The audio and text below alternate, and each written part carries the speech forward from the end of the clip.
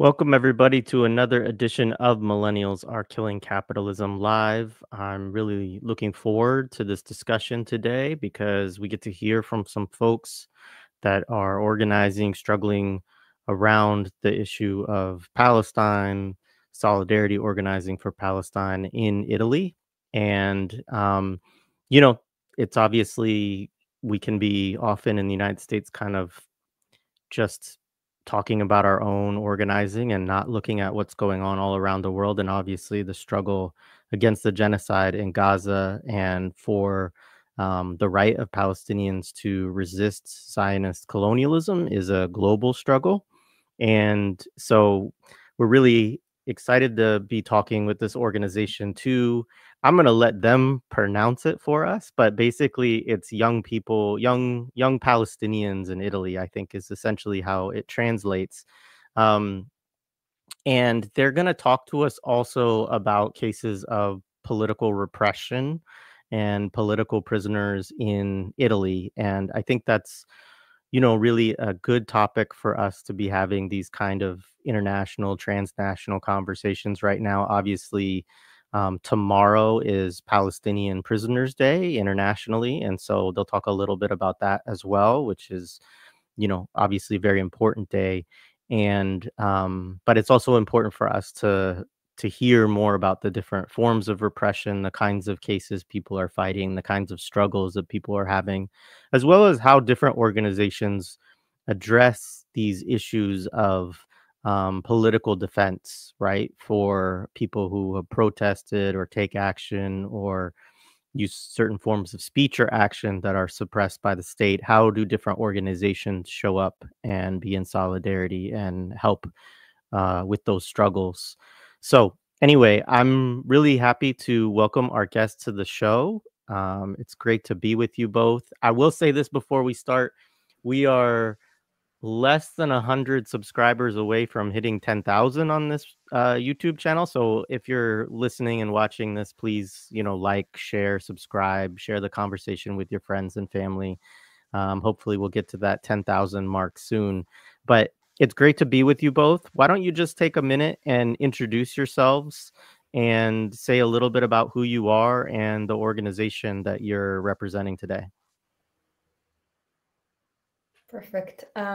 First of all, thank you for having us. It's really, it's always nice to have an opportunity to connect with other people from all over the world and to discuss our struggle. As you have mentioned, it's very valuable also for the movement to be able to have these moments of sharing.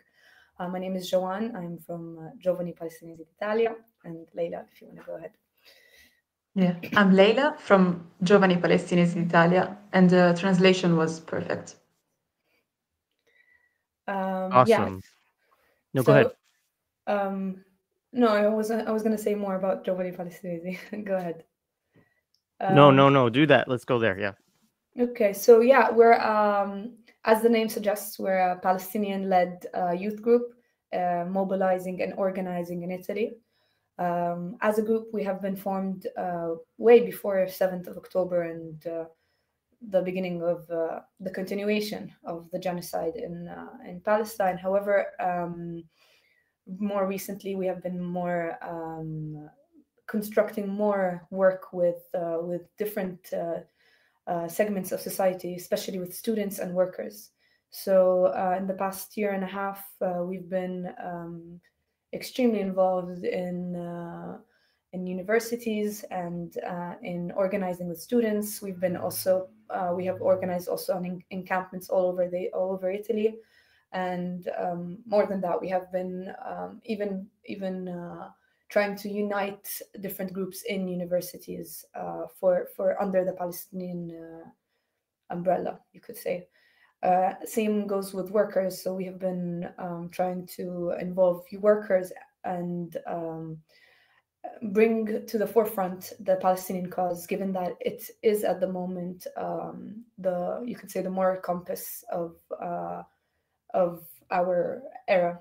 And honestly, what you've said in the beginning regards to the US being at the center, given that obviously they're the most, they send the most weapons and they're the most supportive of the Zionist regime. I think it's important to understand how all the countries come together to create this complicity. So, for example, Italy is on the Mediterranean, so all these weapons pass through Italy.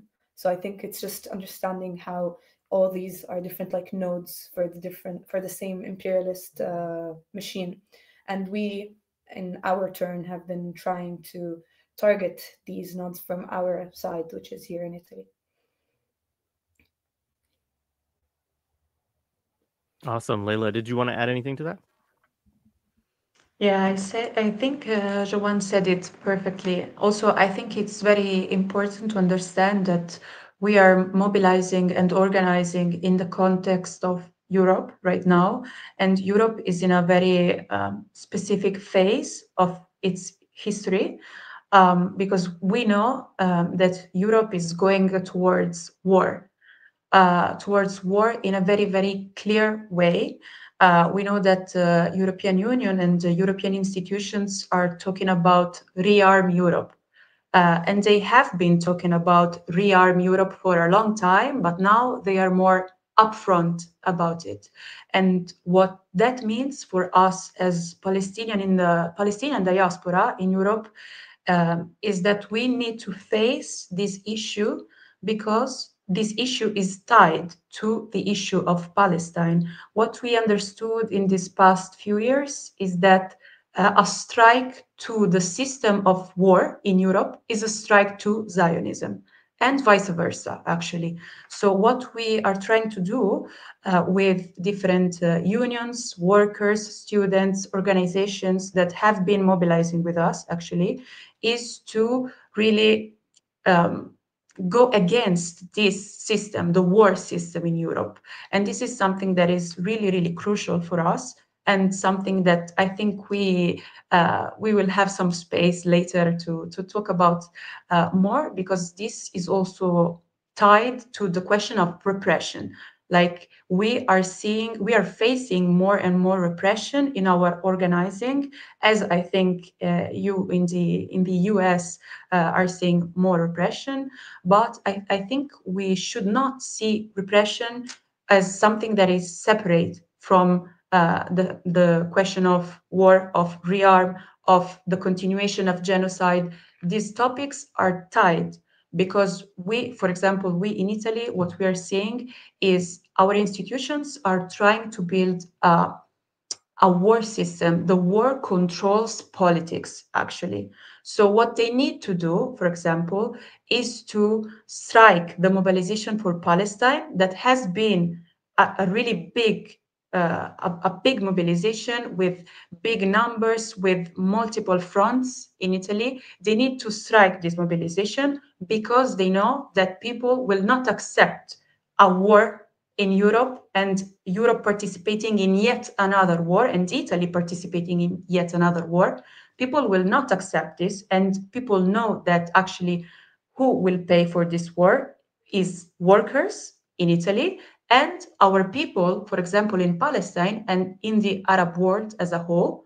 They will pay the price, but also workers in Italy will pay this price, not the people who control our institutions. So what we're trying to do as an organization, as GPI, is to connect these topics and to mobilize with these sections of society. Awesome. That sounds great. And I look forward. We're going to, just for folks who are following, we're going to talk about a campaign that you're working on right now, which is really important. But after that, we'll get into a little bit more discussion about how you all have been organizing for some time. And hopefully we can dig in a little bit more to that, what you just laid out there. So there are a number of cases, I think 3 cases in particular, and one specifically that you all reached out about, that are ongoing in Italy.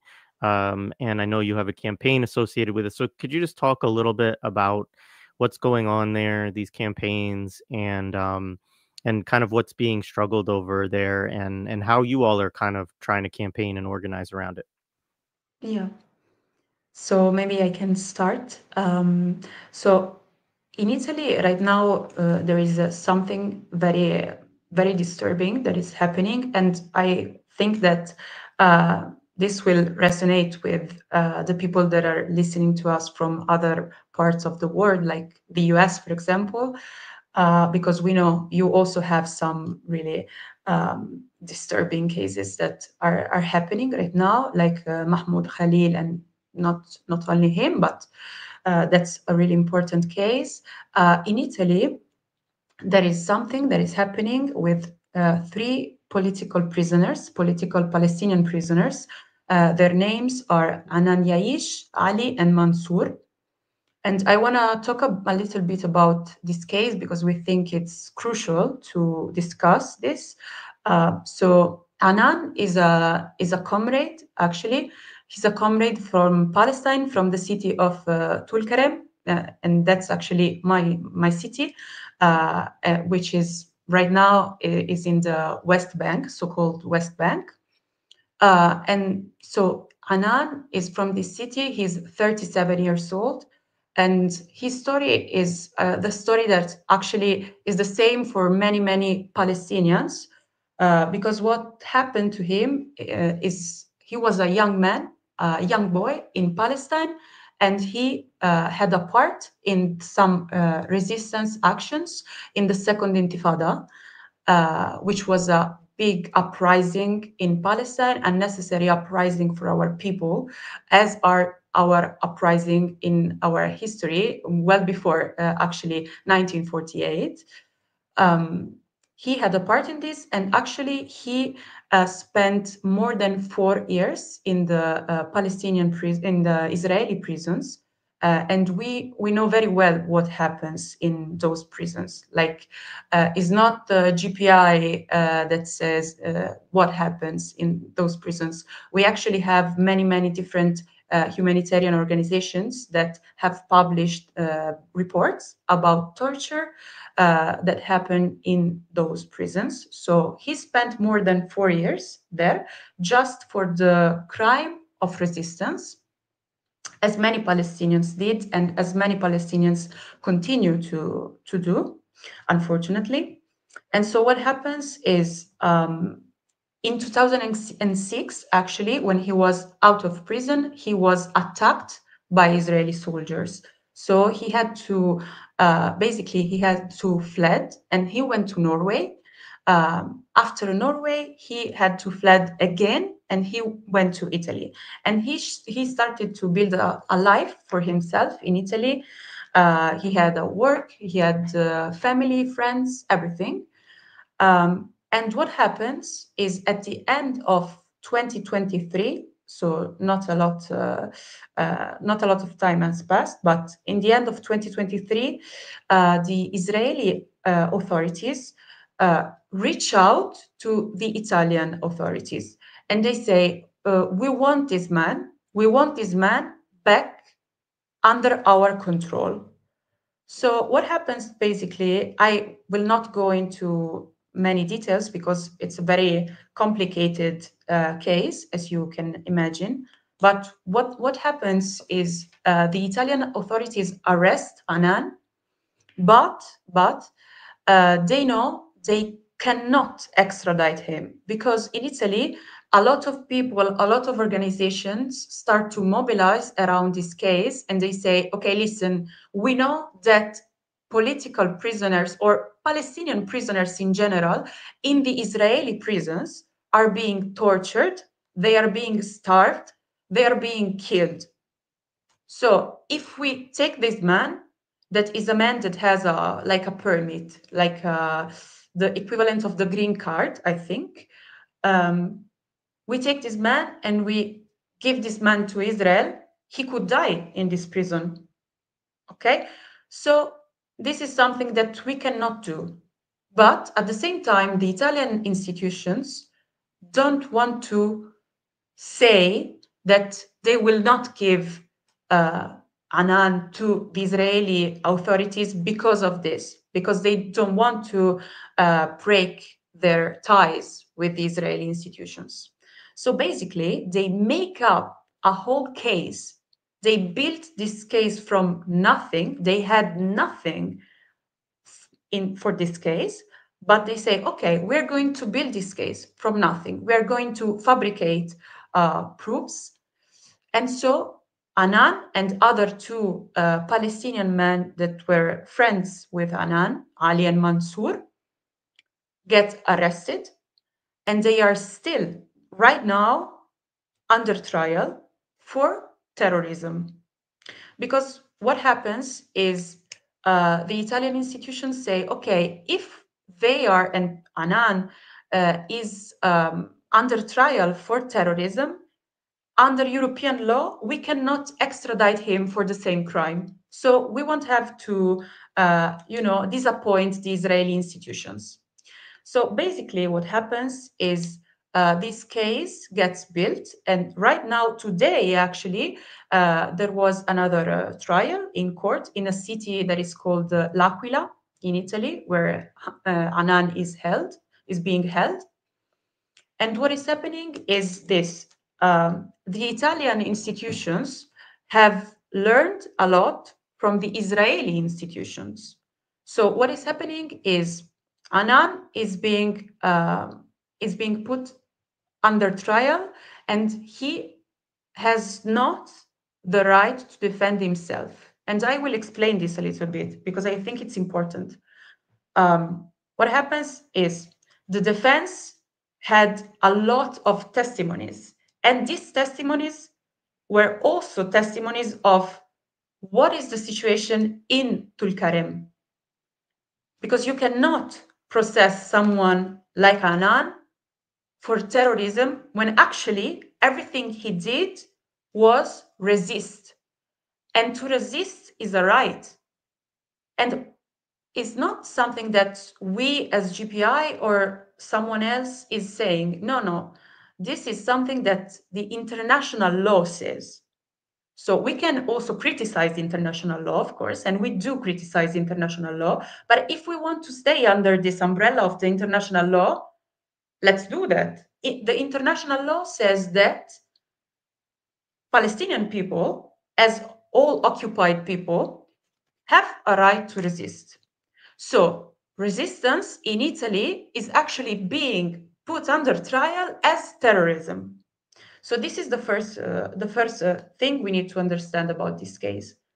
So the Italian court says, no, you cannot use these testimonies like for the defense because those testimonies are political. They are too political. But at the same time, they accept testimonies from the accused. I don't know. I'm sorry for my English. But what they say is, okay, these testimonies that are against Anan are fine. And we are looking at these testimonies, we are hearing these testimonies, and these are testimonies from Palestinian prisoners in Israeli prisons, Palestinian prisoners that are under torture. These are like statements they had to release, and these are statements that the Shin Bet, the Israeli authorities, the colonial authorities, gave to the Italian authorities to use in this trial. Okay. And this is crucial to understand because Italian authorities are saying this is not a political process. It's a matter of security. It's a matter of terrorism.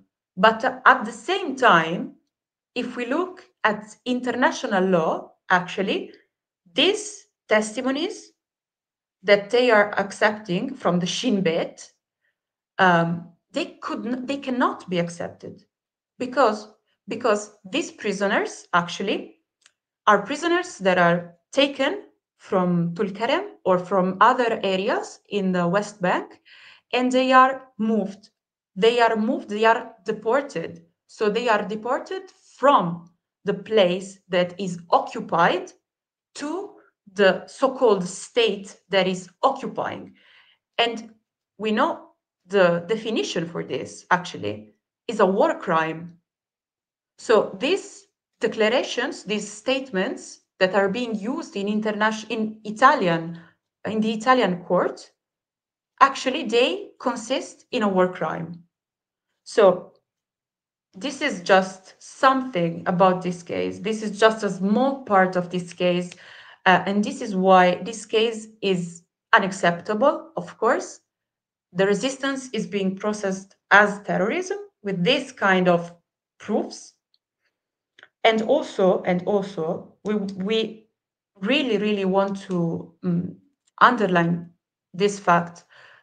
The Italian institutions are saying that this is not a political process, this is not a political trial, but actually this trial is coordinated by Israeli authorities directly. Everything that happened to Anan, Ali, and Mansour from the beginning, and that is still happening right now, is being coordinated by Israeli authorities and Italian authorities, because we know that Italian institutions and authorities, they have interests in maintaining these ties with Israel, and they don't want to lose these ties. So they are saying yes to everything, even if saying yes to Israeli institutions means accepting that a war crime is not only happening, but is something that is accepted in Italian courts. So this is, for us, this is unacceptable. This is a case that is being built from nothing. And also, this is something that is very crucial to understand. This is not only about Anan. This is not only about him or about Ali or about Mansour, because actually they want to create a case, they want to create a precedent, okay, so that this precedent can be repeated for other Palestinians in Italy, and not only Palestinians, for other people. Because if this trial goes in the worst way, and in the end they say, yes, resistance is being punished as terrorism, what are we learning? We are learning that for Italy, everything that is tied to resistance, everything that is tied to an anti-colonial movement can be processed and can be put under trial and can be accused of terrorism. So we think that everyone that is concerned not only with the Palestinian cause, but with anti-colonialism as a whole, and with the right to resist as a whole, and that in Italy, for us, we have a very important history of anti-fascism. We had a very important history of the partisans that liberated Italy. So everybody that in Italy sees themselves in this history, in these partisans, we think should talk about Anan. They should mobilize with us and with other organizations that are mobilizing for Anan, Ali, and Mansour. This is not just about Anan. Anan, for us, is a modern partisan, and we need to support him. Thank you. I really appreciate you laying that out and also connecting that history. Jawan, did you have anything that you wanted to add to that? Honestly, I think how Layla put it is perfect. It's very true how, in general, like how mobilizing and resistance is criminalized, and it's something that repeats in history. So it's kind of funny how every 50 years it's the same discourse used to criminalize liberation fighters. And I think it's important to also consider how Anan's case is just how clearly the states are the institutions are connected. Like how ridiculous it is from the idea that a state, a legitimate state, could ask another institution to arrest for their own interests, and that's something as a basis could not be accepted. And I think this is something that institutions always try to do here and in the States, which is lay out something completely unacceptable and just test the waters to see how much it could be accepted, and just to push the line of what we accept. just like Trump's plan for Gaza, or for example, also Mahmoud Khalil's case and the other prisoners' case. It's something that it's shocking that someone would propose something like that, but they just want to keep pushing this extreme to normalize it and to make it more acceptable. And that's why we as organizers and mobilizers should always be there to stop that and to be on their level of preparedness, to be like, no, this has never been accepted, this is not acceptable, this is not legal in anywhere, and even if it was, it's nonsense, and we should mobilize to be able to protect these vulnerable people. Because Anan, if it wasn't for the mobilization, he would have been extradited and nobody would have known about it, because there wouldn't have been someone who would be like, whoa, this is out of question to suggest the extradition. And I think another good important point to make is the fact that this is a method, this is a terrorizing method. Like, the methods that the state uses is terrorism. This is a way of killing student movements. This is a way of killing worker movements. And in the States, it's very random, arbitrary how they arrested students. It's just that you don't have to even be an organizer to be arrested. You just have to have spoken.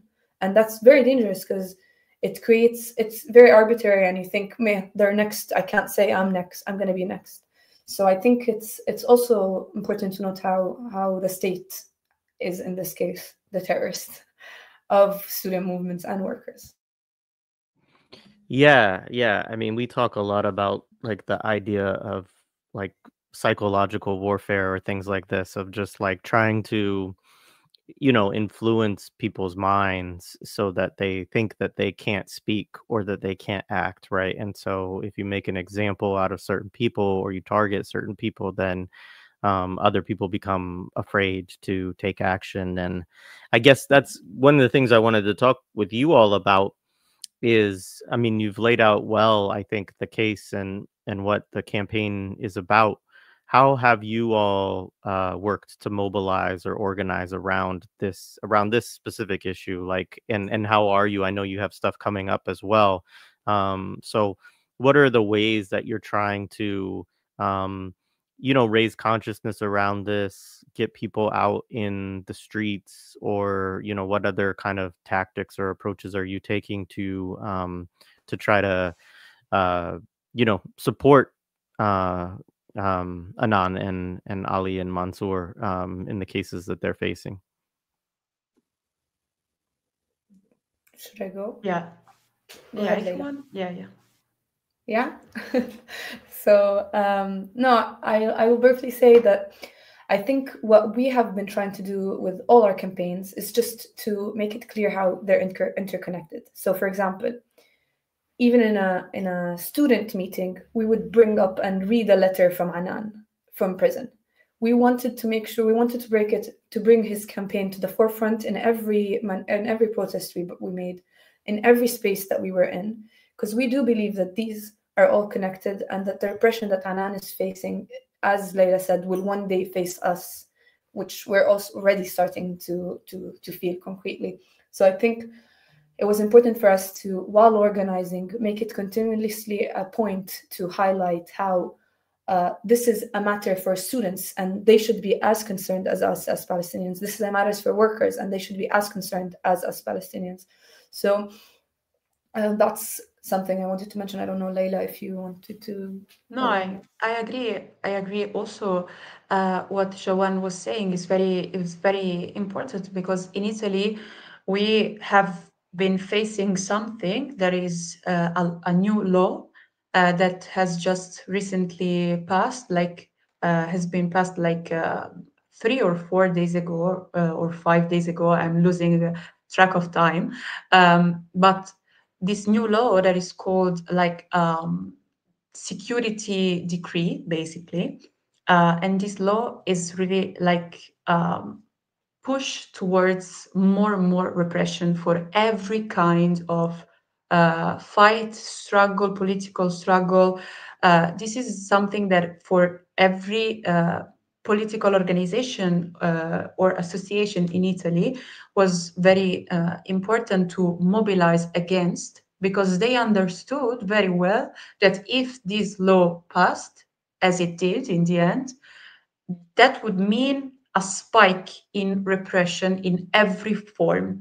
And so what we did was also to bring this case up every time we talked about repression, because I think, and we think, that sometimes when we think about the resistance, some type of resistance that is connected, for example, to Palestinian resistance or other forms of anti-colonialist resistance, we, for example, in Europe or in the Western world as a whole, sometimes we feel kind of distant, disconnected from that type of resistance.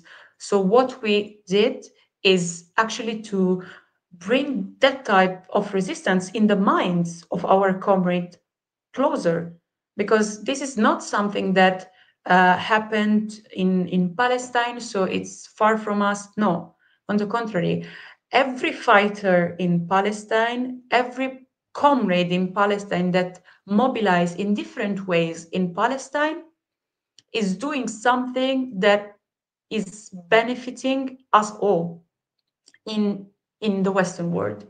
So we need to, I think, for this case, and not only for this case, we need to really make our comrades here in the Western world and people in general understand this. And we try to do this. We try to bring up Anan's case every time we were speaking about this spike in repression. And I think that something that is interesting is the national mobilization that happened just 4 days ago on the 12th of April. We built the biggest mobilization in Italy for Palestine since 7th of October 2023. It was a massive protest, and actually we tried to build that protest with workers, with unions, and with our community, the Arab and Muslim community in Italy. Okay, but what we did during the mobilization, it was the first flag that we had in the mobilization was the flag with the face of Anan. What we said during the mobilization always went back to Anan. He needs to become the flag of our protest, as the flag of Palestine became the flag of the protests that we've had in these past years and in these past decades, actually.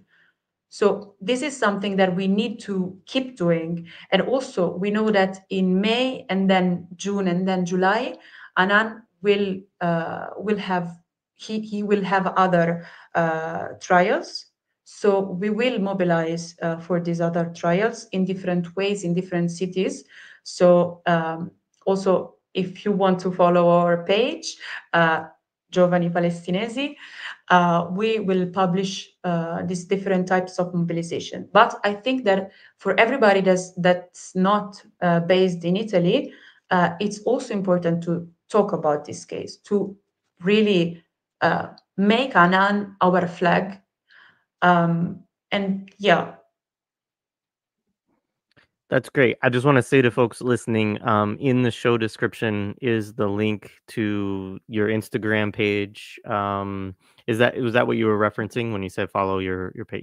Yeah. So you can see they put out flyers for events and things like that there. So check that out. Yeah, Jawan, did you have anything you wanted to add on that? Honestly, I was thinking of a general reflection also on repression and mobilization. So if we think about it in the past, it has been a year and a half since October 7th. And we always are able to mobilize more people because it's evident that the people are with Palestine, because they understand how important it is for them to be with Palestine for their own future. And then also an increase in repression. So I think the national protest that Leila was mentioning is a very good example. We had one of the biggest, as she said, the biggest protest in the past year and a half, not even though the people are tired. And There were flags for Anan. For our other campaigns, there were also the posters. We have also the MERS campaign, which is common with the United States, which we can talk about more later. However, just how all of our campaigns, all of our segment society, there were students and there were workers in the front with us as well. Workers who have had their strike the day prior with us, and just all there. And then the police who had to show also their increase in repression, who have had to they cut the protest in half, which is something.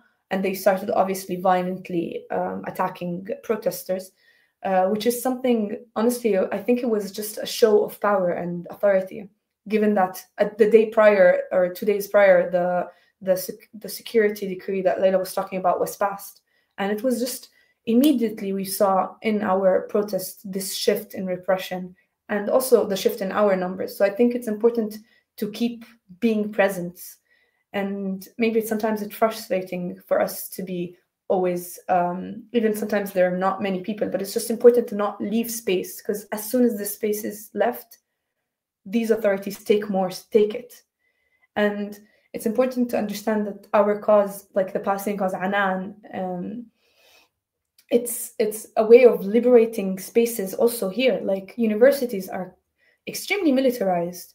Workers, their livelihood is extremely compromised due to these due to the authority, like to the imperialist interests of Italy. So it's really a true union of interests. Like it's purely us having our best interest at mind. So I think when there's this comprehension that workers and students are united, we see how a protest like this could be done even a year and a half after continuously seeing images of genocide in Palestine. So yeah, I think that was very important. This last protest was very telling of Italian situation right now. I appreciate that. I want to ask kind of a follow-up, which is, Italy has obviously a very different history in a lot of ways than the United States does. Both, I mean, yeah, I won't even qualify how I mean that, because there's a lot of similarities too in certain ways.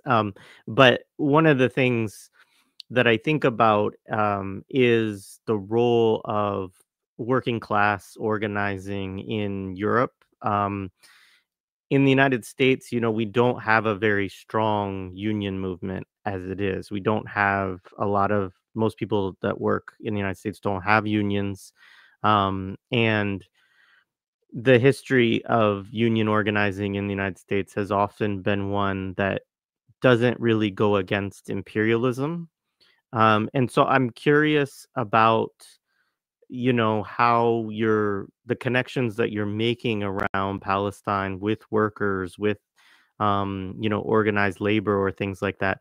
Do you find that those sectors show up for Palestinian mobilizations and stuff like that? Like, I'm just curious kind of how easy or difficult that case is to make with different organizations when you're trying to work with them. Yeah, this is a very interesting topic. So I'm gonna be honest, like before November 2023, we as our organization, we did not have a lot of ties with the workers' movement and unions, but we understood quickly that if we wanted to respond adequately to the needs of our people, we needed to mobilize with these workers and unions and organizations. So we we reached out to these different unions, and we are also, in a way, we are also lucky, because we know that in Italy there is a very radical leftist tradition, history, that has helped to sustain these different unions and the way they work. Of course, we also do have the bigger unions that are not doing work for Palestine, and they are not doing work not even for their workers. Actually, they work for the they work for the other part. But actually, we are lucky because we have a lot of comrades inside of unions. So what we tried to do was to, as we were saying before, we tried to unite these different unions under the common flag, the Palestinian flag. And actually, we found a lot of comrades inside of these unions, and we think that something that has been helpful for us and for the movement is that inside these unions, the majority of unionized workers are migrant workers. They are not like Italian-born workers, okay? Also because the history in Italy of migrants is kind of different from other places, even inside Europe. Like if we think, for example, about France, or if we think about Britain or other countries, they have like an older experience of migration. Italy does not. Italy does not. But actually, this has been very helpful for our case, for our movement, for our cause, because these workers, a lot of them are Arab, but they are not only Arab. They are, for example, from different parts of Africa, from South America, from other places in the world. And they are the people that constantly show up. They are the people that are fighting most fiercely. Like they are always there. They are at the front line of the protest. And they are the front line of the protest not only for Palestine, I would say. I'd say that they are the strongest people when we, for example, when we see some struggle for salaries, for workers' rights, they are always the first line of the struggle. And this is very important to understand. Also because I think this is important to understand also for Italian workers, Italian comrades in general. We should not undermine this topic, because this is, if we understand why this is, I think we can make our struggle grow bigger and stronger. So yeah, what we did was to mobilize with these comrades, workers, and unions, and actually. Joanne was talking a little bit about the Maersk campaign. We think that this campaign is crucial on a global level, is one of the most important campaign that we are seeing right now, because we know that Maersk is the second more powerful and bigger logistic company, and is being like they are transporting weapons. Okay, we know this. This has been proven thanks to the campaign, and we have seen different workers in different parts of the world mobilizing against Maersk. We've seen workers in North Africa. We've seen workers in Spain, and now we're seeing workers and organizations mobilizing against Maersk in Europe also, and of course in North America. So this is crucial for us because, as Joanne was saying before, Italy is an important key point for the weapon trade from North America to the Mediterranean, and then from Spain, Greece to so-called Israel. So what is happening is we are working with these different unions and workers on this campaign, and not only this campaign, but the general topic of the logistics. Like war cannot function, cannot continue without the logistics.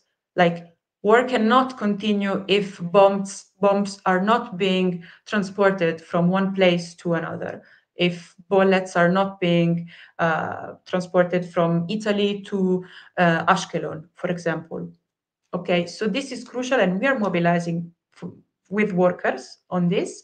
And as Joanne was saying, on the day prior to the protest, on the 11th of April, actually, we built with workers a big, and with unions, of course, some of the unions were really upfront on, like, they wanted to build this strike.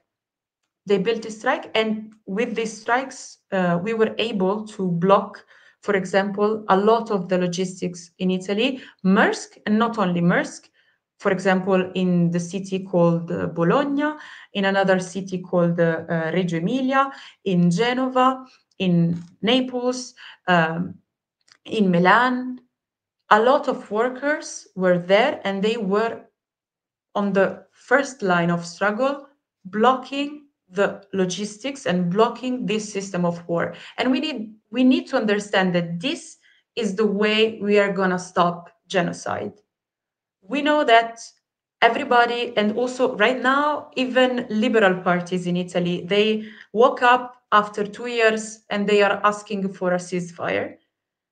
This is good. This is good. We want a permanent ceasefire, but we know that to ask for a ceasefire and to keep giving weapons to Israel is asking for nothing. Like, you are not asking for nothing, you know, because you say, please do not use this weapon that we are giving to you. So this is not real. This is a joke, you know.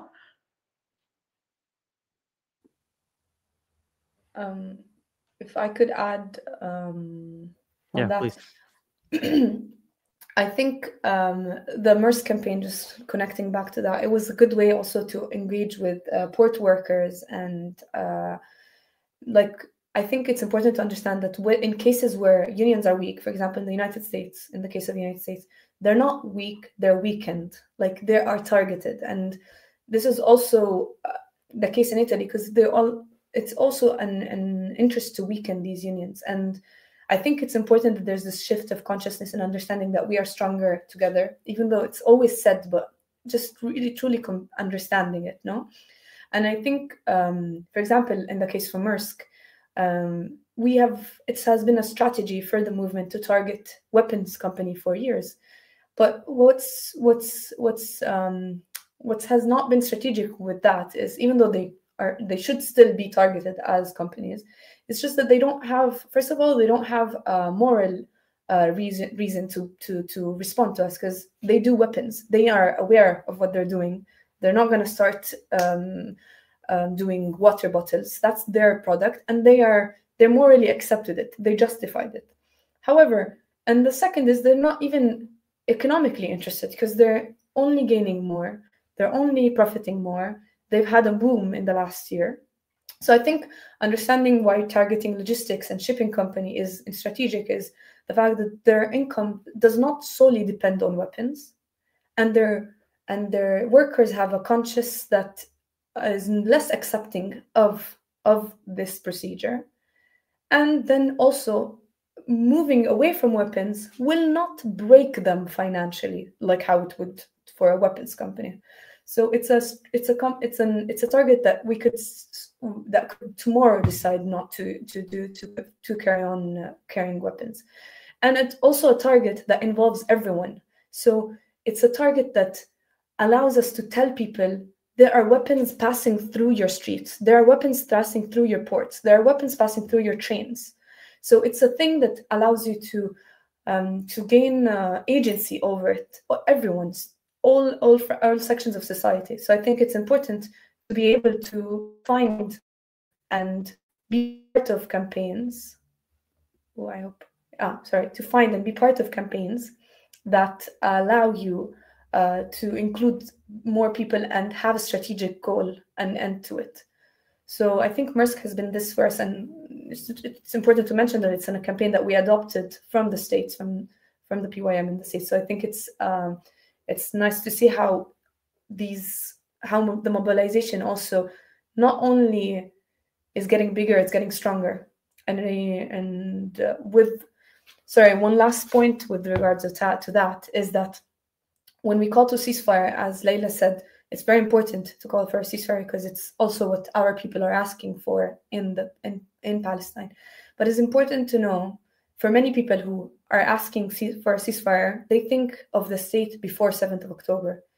And that's not what we are asking for. What we Palestinians are asking for, we are asking for liberation, because we are aware that the state in which Palestine was in before the 7th of October was just a slower, less evident genocide and a less evident ethnic cleansing, less evident injustice that was not on the forefront of our discourse. So it's important to note that a ceasefire is very important, and a true liberation and justice for our people is important. We ask for all the soldiers to be held accountable, all the decision makers, and the liberation of our land and our return as well. Because the fact that me and Layla are mobilizing in Italy and Palestinians are mobilizing all over the world means we are clearly not in our place. we are asking to return to our lands as well.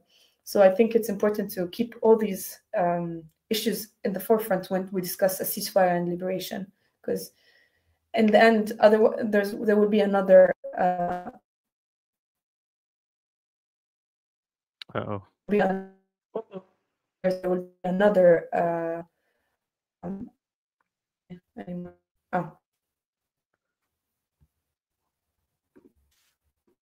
think. Sorry, guys. Clear. It's all right. I think your internet is yeah, we can hear you now. Yeah. Can you It's cutting out. Yeah, try it without video. See if you can just say it now. Maybe that'll be with less bandwidth.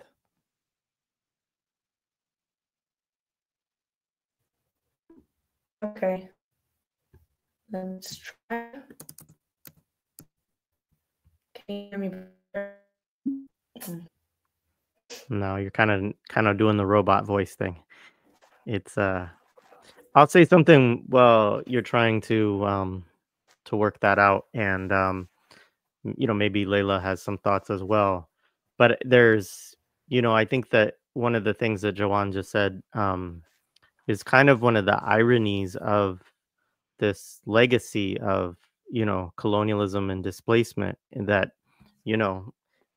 the Zionist entity has sent all of Palestinians, displaced you all around the world, and it has also provided this global base of people to then also organize wherever they are on behalf of Palestine. I mean, I know that in the US context and in the UK and in Italy, it sounds like so many places that and then a lot of places around the region, whether it's Lebanon or Syria or Jordan or Egypt or whatever, that Palestinians, of course, are at the forefront of kind of organizing around the issues of Palestine, as it would make very logical sense.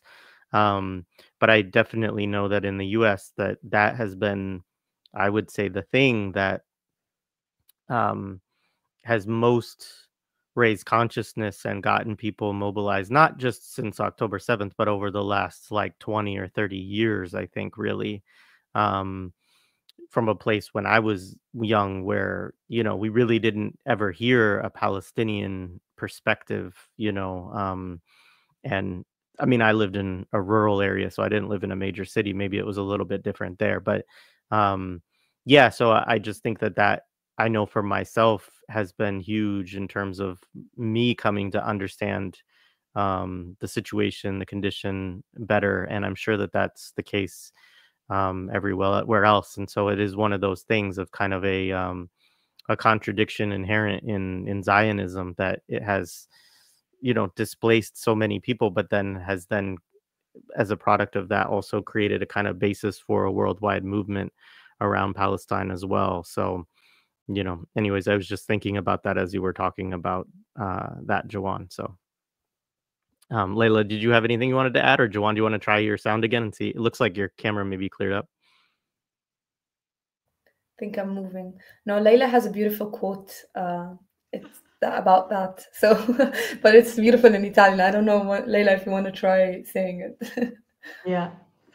Yeah, I agree with what you were saying, and like we keep saying that actually colonialism has given us the rope that we are going to use to hang that colonialism, you know? And this is the power of the diaspora, actually, the Palestinian diaspora, the Arab diaspora, the diaspora in general. This is the power, and we need to understand uh, what power we have, you know. And this, as you were saying, this is tied to systemic contradictions, we know.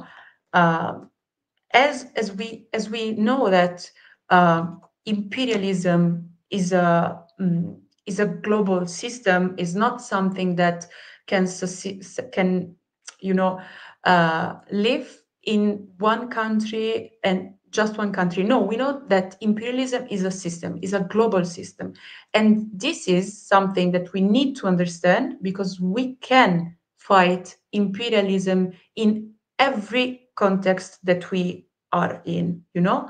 So actually, when we were saying before that we have ties to or we organize, and we are trying to organize more with our comrades outside of Italy, in North America, in Britain, in France, in Belgium, in Spain, in Denmark, and so on. This is something that actually I think that as Palestine was and is still the flag of different struggles, I think that if we as Palestinian in diaspora can build a stronger, and we are trying and we are going to build a stronger coalition, you know, this is going to help not just the Palestinian cause, this is going to help and liberation for all the people that also live in the West, you know? And this is important to understand, because we know that Zionism is a direct product of imperialism. And so we know that when we are fighting Zionism, we are also fighting imperialism that also oppress people that live in Western countries, you know? And so this is crucial for us, this is crucial to understand.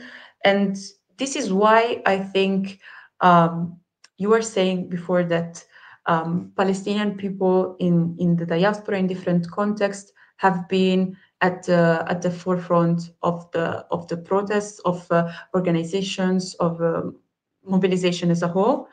I think that sometimes, and I may be a little bit critical right now, but you know, I think that sometimes when we organize in different contexts, we see, you know, some organizations, for example, that is not Arab led, but in our context they may be Italian led, in other contexts they can be I don't know, not an organization composed of people from diaspora, you know, and they say, okay, wait a second, this is my context. So yeah, you can talk about Palestine, but I will talk about other topics, about oppression, about repression, about imperialism. I think what we need to understand, we as comrades need to understand, is that Palestine is not an issue for Palestinians. Palestine is an issue that is tied to the destruction of imperialism as a system. Okay, and what the Palestinian resistance did with its actions, and what it's still doing, and not only the Palestinian resistance, but we can talk about the Palestinian resistance. You know, what is the Palestinian resistance doing? They have created a hole in this system that actually appeared like built in stone, you know? They have created a fracture, like they have created a small fracture in this wall. And what we need to do is to make that space bigger and bigger and bigger, and destroy that wall of imperialism, you know? So as we said in the beginning, one, like a strike to Zionism is a strike to the system of war because system of war and Zionism are a product, and they are kept alive, and they keep alive imperialism. So this is what we need to understand, in our opinion. I fully Go ahead, agree, Joanne. honestly. Yeah. I wanted to give like an example of this also. Like when we think about the weapons industry all over the world, Israel has been a big contributor to the weapons industry. Israel has exhibitions that promotes their weapons in the name of tried on the camp, like tried on people, and is tried on Palestinians. So they have always this advantage in world weapons fair of having tried weapons on real people. And yeah, it's like we would say like battle tested is like the term that we would use in English. Yeah, so yeah, they use them. They've proven themselves on Palestinians. Yeah. Exactly, and also in many cases when the states couldn't sell weapons to certain repressive regime, Israel would do their dirty work and sell it. And I think it's important to understand how these things go hand in hand. So Israel is developing more advanced technology and weapons and surveillance technology to repress systems and repress people all over the world. And the Palestinian resistance fighting the system is also an example to resistance all over the world, and it's breaking this facade of the unbeatable repression that is. So I think just understanding how important that Palestinian, Lebanese, and Yemeni resistance is to empowering people all over the world to understand that they're not too little, they're not. They could organize to eventually be able to confront the most advanced technology of the world. And I think that's very important to observe how these things go hand in hand. Absolutely agree. Thank you so much. So I have a couple questions that have come in from the audience, but I know one of the things I know we've kind of talked a lot and kind of weaved in the different topics that we wanted to touch. Was there anything else in terms of like your organizing, your campaigns, your experiences organizing in Italy since, over the last year and a half or even longer that you all wanted to kind of share or reflect on? If we've kind of touched on probably quite a bit of that, but if there's anything else you wanted to share, feel free. Otherwise, I do have some questions from the audience that I can ask as well. Maybe let's go ahead with the questions and we can bring in our experience. Yeah. So someone asked, does Italy have free speech rights? Not that that would protect someone speaking out, but just wondering to what extent free speech right might be used against repression. And so, I mean, free speech is always on a spectrum, and it's always means different things in different contexts. And these rights never fully protect us, right, from saying different things and different consequences of that. But yeah, what is the kind of context of civil liberties or free speech within the Italian context, maybe compared to some other areas, or however you all are kind of analyzing it? Yeah, so I think that Italy does have some more we do have in a certain way free speech, freedom of speech, but as you said, is a spectrum. So for example, as it happens in different contexts, like for example, authorities, what they will tend to do is they will watch you very carefully. They will record everything you say, for example, during your speeches, during meetings also, and they will not, use that if they do not need to. So what I mean is, in Italy, for now, we do not have, for example, okay, we are talking about resistance in a certain way, in like during a speech, in a demonstration, and right away that person is going to be imprisoned. Like, for example, in Germany. In Germany, they have a very, very different situation right now. And the situation like actually makes it difficult for them to even mobilize in the streets with, for example, signs that talk about Palestine. In Italy, we do not have that. But what happens is, as I was saying, the things you say will be, held, and then when they need to, they will use them against you. So, for example, there are different comrades that are being put under trial for example, some, I don't know the translation exactly, but some speeches they said, okay, in some cities.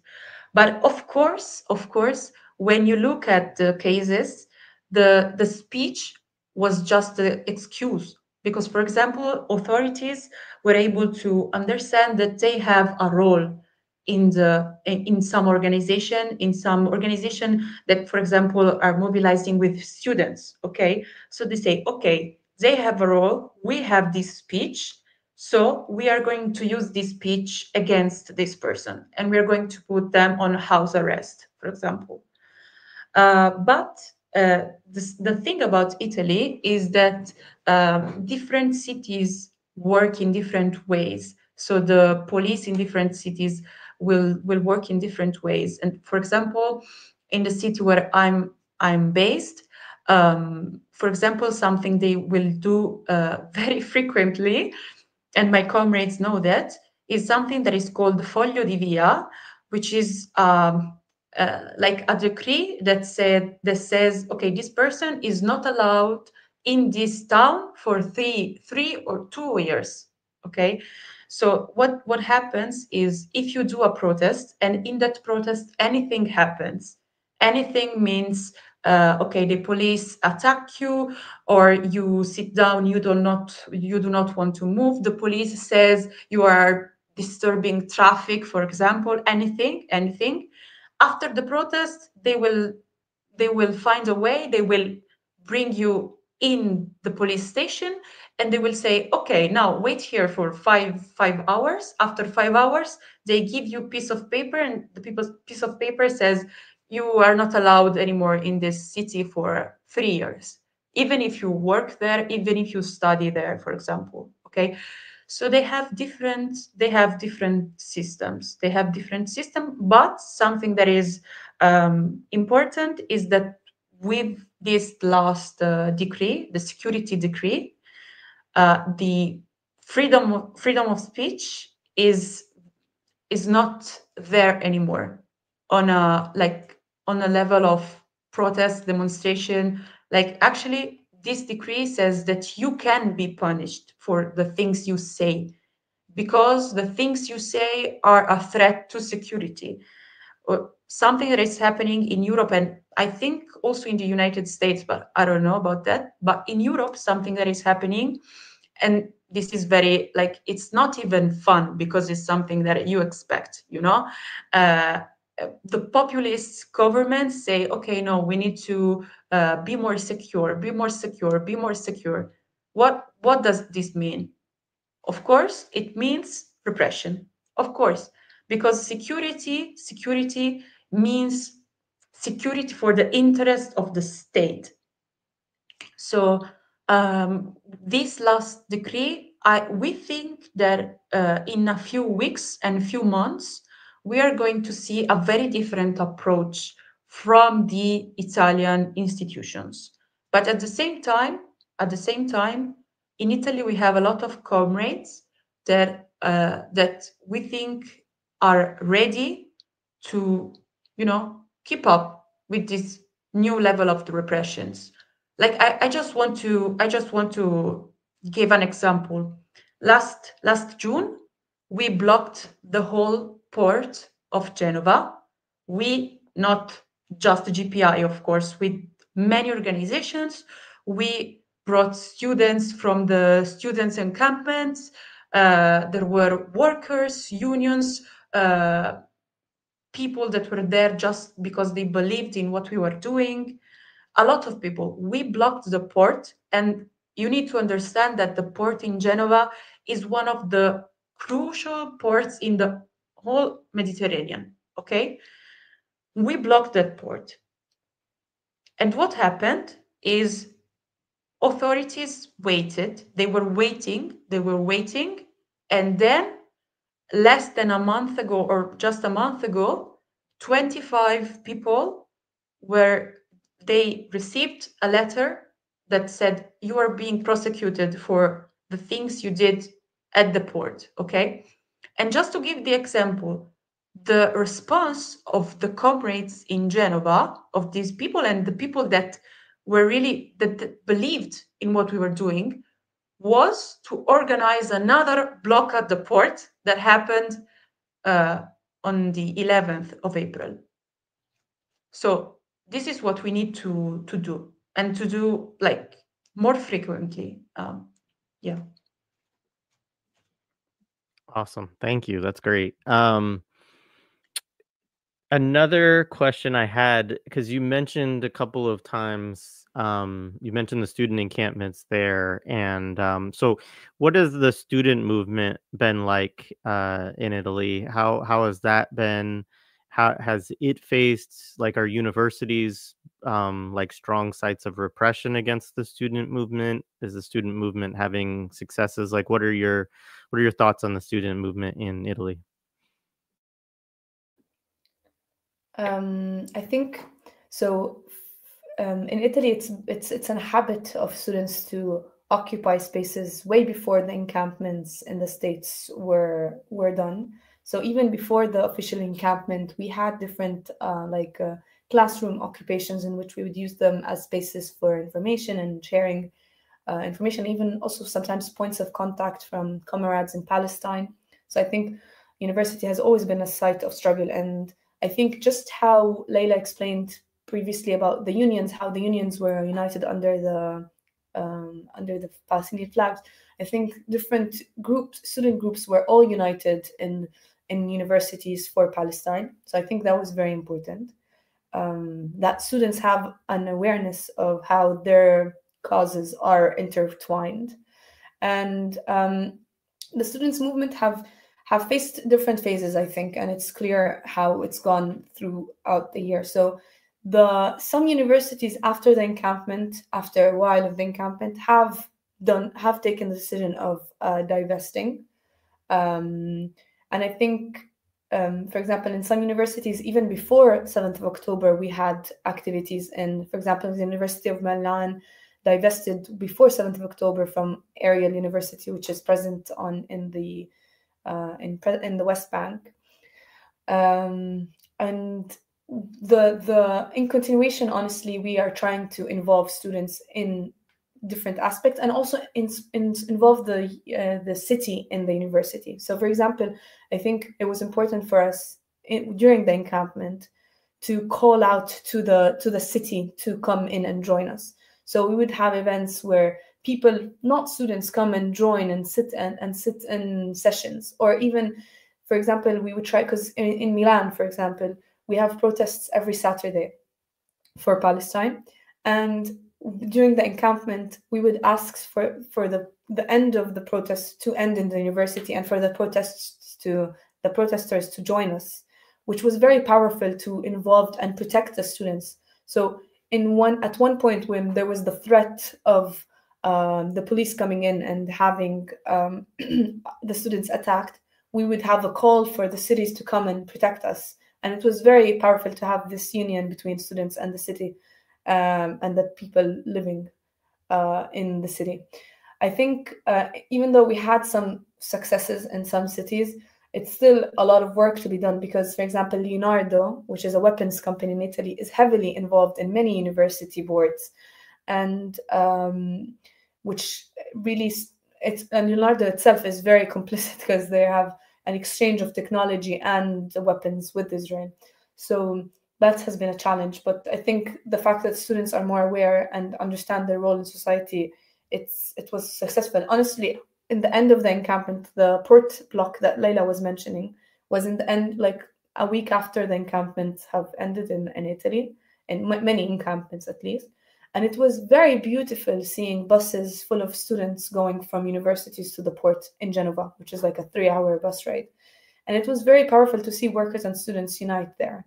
And I think that was a powerful suit for students' movement in the past year and a half. Awesome, thank you. So somebody asked this question. I don't really know what this is in reference to, and I'm not sure if you do. Italy having one school that raided a college protest, and now the city is ran by anarchists, or do you know what That's what anywhere and nowhere. anywhere, nowhere. No, all right.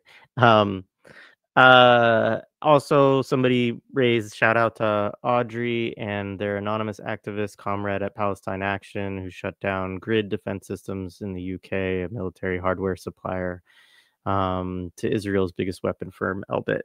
Yeah, shout out to everybody that's taking these kinds of important actions to disrupt the war machine. Listen, I really have enjoyed talking with you all about this and learning a little bit.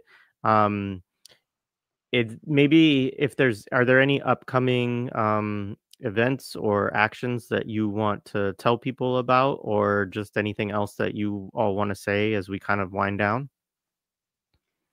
Maybe so on the 25th of April, we'll have a mobilization all over Italy because it's the day of liberation of Italy from fascism. And what we want to remind everyone is, as we were saying before, that if we want to celebrate what the partisans and the comrades did, we need to celebrate today the partisans of today. So we need to celebrate, and we need not only to celebrate, but to respond to what the Palestinian resistance is asking, So we know, and we know not many hours ago, that actually the 25th of April will be an international day of mobilization.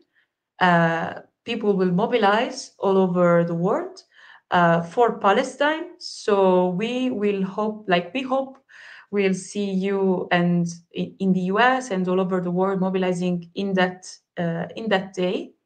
And remember what we talked about Anan. We hope to see his name all over the world, and until his liberation and until the liberation of every Palestinian prisoner. I only would like to add another very important date for Palestinians all over the world, which is next month, Nakba, the Nakba recurrence. For who Nakba is the catastrophe of 1948. It is the date in which Palestinians have been displaced. Until now, they're displaced, but in the biggest first Palestinian displacement. And I think it's important to construct for that date because it's a recurrence of 77 years of displacement, of genocide, of hunger, punishment. It is what we saw in the past year and a half. It is the accumulation of 77 years since the Nakba, and I think it's important that we construct for that date mobilizations all over the world.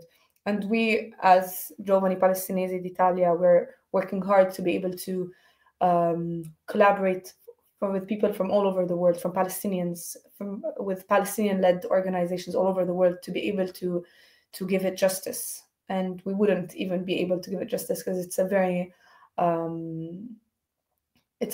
important and powerful reoccurrence that we wish one day we would be looking at in a different point of view after our liberation, not only as an ongoing displacement, but as a displacement that once was, and not only as a ongoing injustice, but as an injustice that we already have corrected in the world. So I think, thank you for giving us the space to speak honestly, and we're really grateful to have this moments of sharing what's happening. It's awesome. I mean, it's great to hear from you all. I thank you so much for your organization reaching out and sharing what's going on and agreeing to come on and talk to us and give our audience an opportunity to hear about what's going on there, how you all are struggling. It's inspiring and it's just important. I think that we have these kinds of discussions and we open up and he are able to extend solidarity and support to struggles that you all are doing, but also to learn. And so I'm really grateful for it as well. A lot of folks from the audience with great comments, but Phil says, thank you so much to Jawan and Lila, and of course, Jared and everyone at Millennials. I've learned so much as well. Appreciate you all so much. Free Palestine. Jay, like, share, subscribe. Yes, do that. It helps, it helps the conversation get in front of more people. I mean, it sometimes feels silly to like ask people to do those things, but that is actually how it reaches more people on YouTube, is that, helps the algorithm and everything else. So yeah, share it on your social media, share it with your comrades, other organizers. And thank you so much. This is great. I welcome you back at any point if there's, an update you want to share, or if you have a new campaign or, something, story that you want to tell from something that you're doing. Like, we would extend the space for you all to come back. It would be great to be in continued dialogue with you all. So thank you. Thank you. Thank you. Thank you so much. Thank All you. right. Free Palestine.